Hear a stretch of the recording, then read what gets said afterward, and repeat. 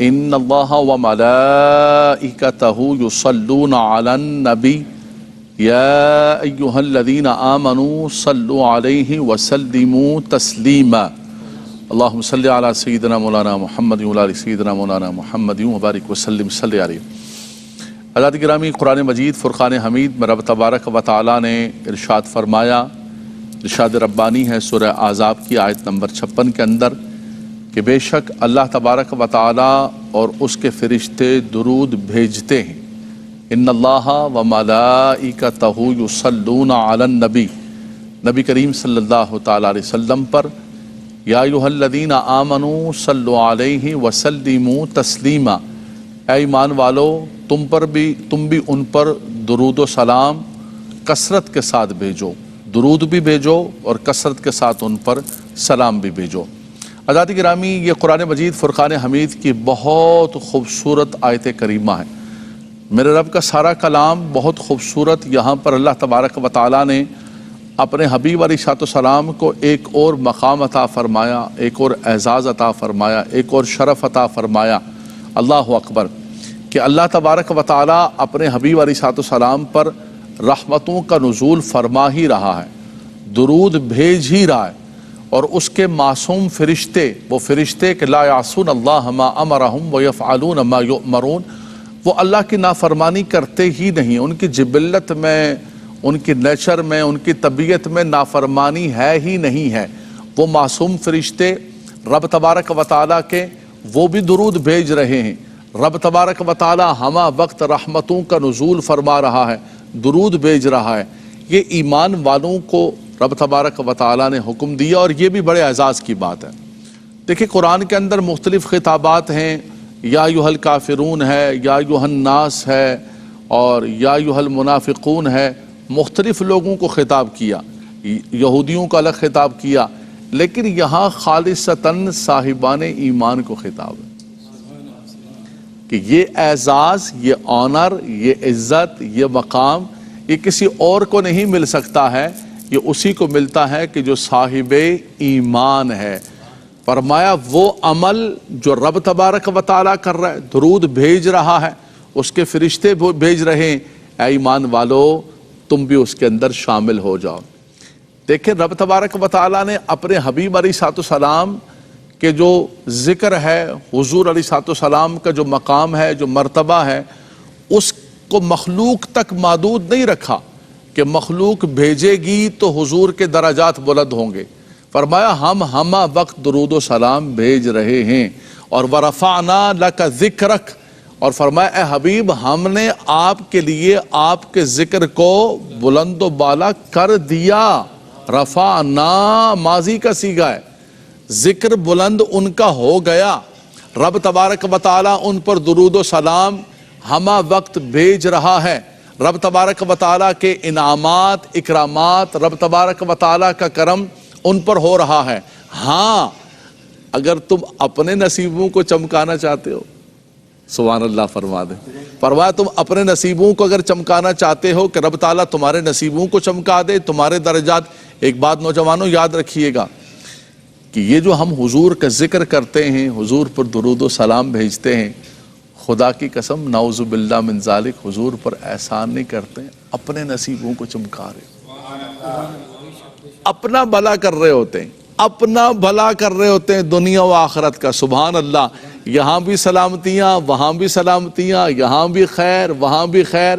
فرمایا کیا کرنا ہے؟ یا ایھا الذین آمنوا صلوا علیہ وسلموا، دونوں امر کے صیغے، صلو بھی امر کا صیغہ ہے اور سلموا بھی امر کا صیغہ ہے، اور تسلیماً آگے اسی سے سلموا سے مصدر آیا ہے، یعنی کثرت کے ساتھ پڑھنا ہے، کوئی تعداد نہیں۔ کتنا پڑھنا ہے؟ جتنا پڑھ سکو۔ سبحان اللہ۔ بھائی کتنا پڑھنا ہے؟ کوئی تعداد بتا دیجئے، کوئی وقت بتا دیجئے، کوئی کنڈیشن بتا۔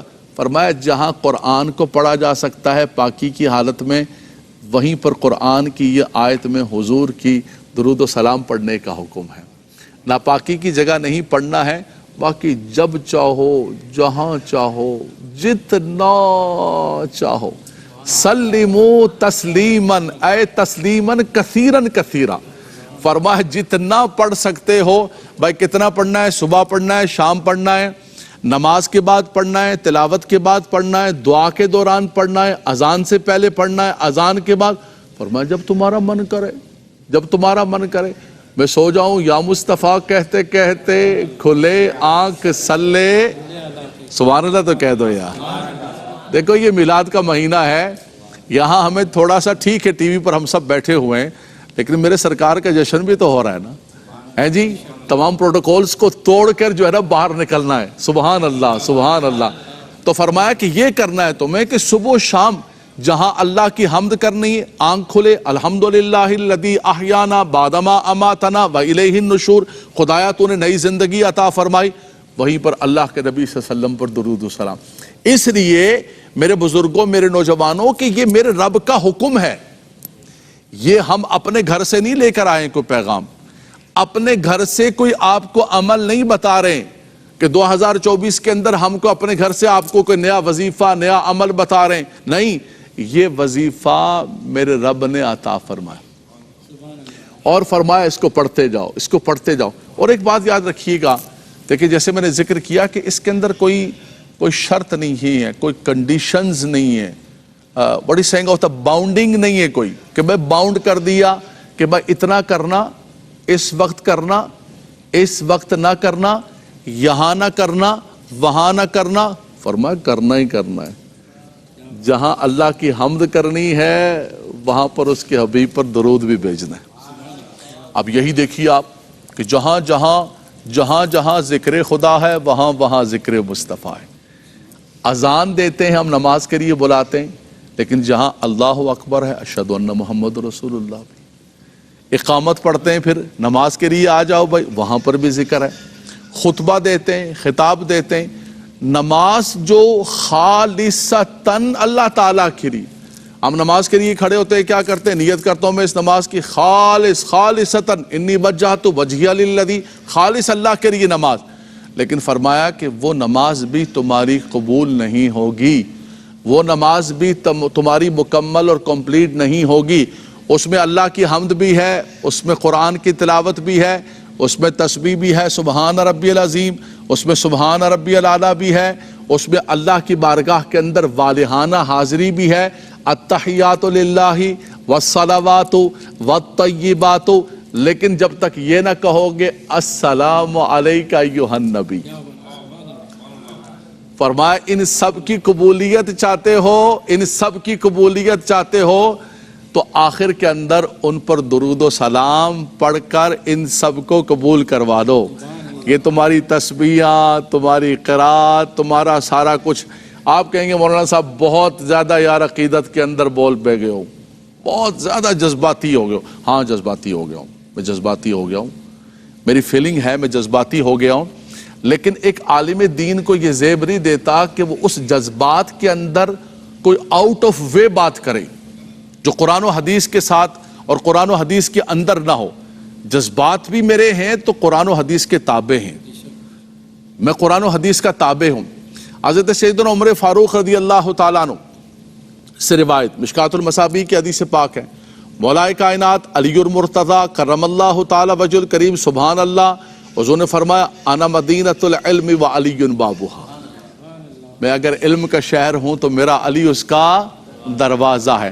اور سیدنا عمر فاروق کے لیے فرمایا لو کان بعدی نبی لکان عمر ابن الخطاب، میرے بعد نبی ہوتا تو میرا عمر ہوتا۔ دونوں روایت کرتے ہیں۔